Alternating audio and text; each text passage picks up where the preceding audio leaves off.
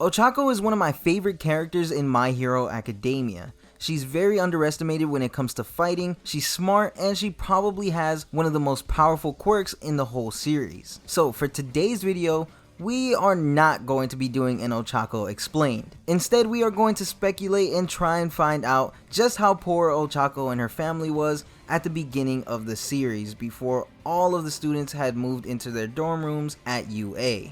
Also, since we don't know Ochaco's parents' living situation besides the fact that they don't live with her, we are only going to try and figure out how much a month they were paying for Ochaco to live on her own, as well as going over Ochaco's many different ways to try and save money.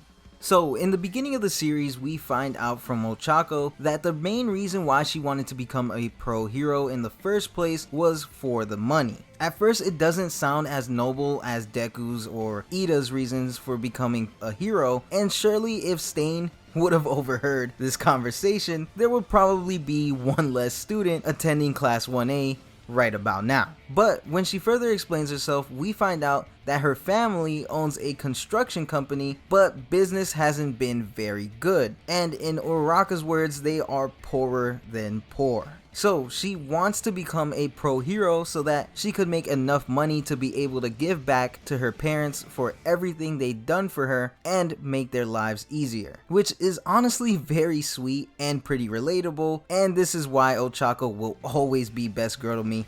I don't care. Alright, so with all this background out of the way, we are finally going to be getting into the fun part of the video where we speculate and try to find out just how much Ochaco's struggling parents were paying for their daughter to live on her own. And we are specifically going to be looking at her apartment, phone, and her meal plan. So after the sports festival was over, we got to see a little bit of the inside of Ochaco's apartment. Now, we actually barely get to see the inside of her apartment, but we get to see enough to know what we need to look for in our apartment search. So first we need to match her apartment to a similar apartment in Tokyo, Japan. In real life, that is pretty cheap. Also, the reason why we are using Tokyo, Japan is because Musutafu, Japan, where My Hero takes place, doesn't exist and is just one of the many Star Wars references in My Hero Academia, and since Musutafu is supposedly located near Tokyo, then we have to look for an apartment in Tokyo. So what we are going to be looking for is an apartment that has one bathroom, a kitchen, and a balcony, since in the manga and anime those are really the only three things that we can spot when Ochaco's parents come rushing out of the dark hallway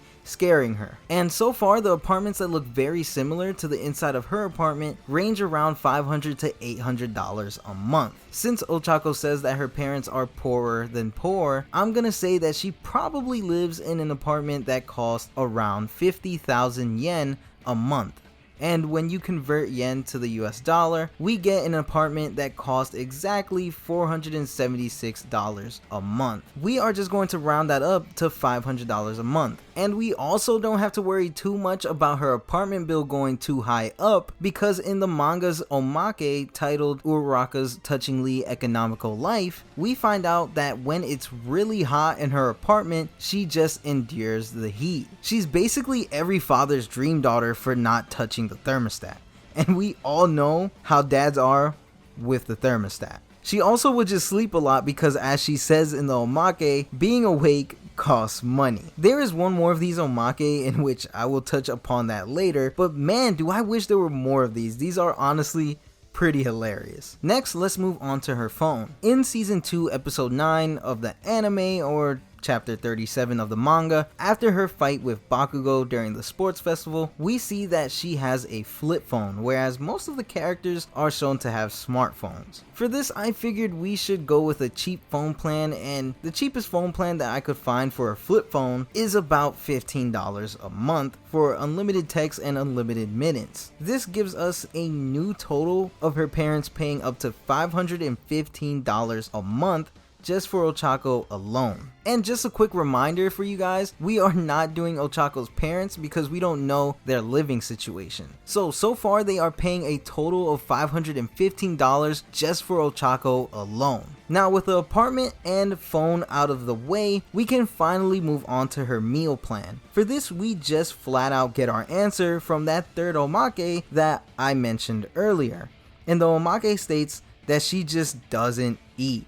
Well, okay, so even though the Omake is correct that Ochaco sometimes doesn't eat, we do know that she does get some sort of allowance from her parents so that she can buy groceries. We know this because from the first School Briefs light novel, we get a short story of Ochaco grocery shopping. And after the sports festival, we also see her coming home after doing some grocery shopping. So we do know that she does sometimes eat at home besides eating lunch at school. The real question is, how much does she have to spend on food for that month? Well, it's pretty simple. 10% of the $515 that goes into the bills will be added on for her meals. The reason why is because normally when budgeting, 10% of what you make should normally go into groceries. Seeing as Ochaco's parents are the ones paying for everything and are probably just as good as Ochaco when it comes to saving money. No, like literally in the Ultra Analysis data book, Ochaco has an S rank in saving money. But her parents are very caring, so of course they will send whatever they can to their daughter, even if it's not much. Also, they probably don't have to worry too much about Ochaco starving to death since Ochaco eats lunch at school. So at least 5 days out of the week, she is eating something. So 10% of 515 is $51.50, meaning that we get the grand total of Ochaco's parents paying at least $566.50 a month for Ochaco to live on her own, with $515 going straight into bills and $51.50 going into groceries. Like I mentioned earlier, Ochaco is basically a master at saving money, with her having an S rank in the saving money category in the Ultra Analysis data book. In the School Briefs light novel, we see that Ochaco tends to try and get the most out of her dollar by getting groceries that are heavily discounted, usually by more than half of the original price. She also states that a single piece of mochi is enough to keep her full for the rest of the day when she doesn't feel like cooking. And she states, and I quote, "Cause for me, the difference between 1 and 2 even would be huge. We're talking about surviving a whole extra month for each pack," end quote. So basically with her saving money, some of the money left over from the $51.50 is going to help out a lot when next month rolls around. With that said, is Ochaco and her family poorer than poor as stated by Ochaco herself? Yes, Ochaco was basically living off of the bare minimum.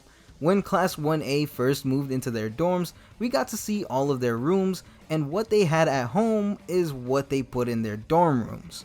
So what we see in Ochaco's room is most likely everything she had in her apartment, and there's really not much. The only valuable things she had were her TV, table, and a fan. Also keep in mind that the drawer, desk, chair, and bed is all provided by UA. But the bright side in all of this, with her and all of the students having moved into the dorms, it most likely gave Ochaco's parents some more money to work with, since now they don't have to be paying rent for Ochaco's apartment anymore.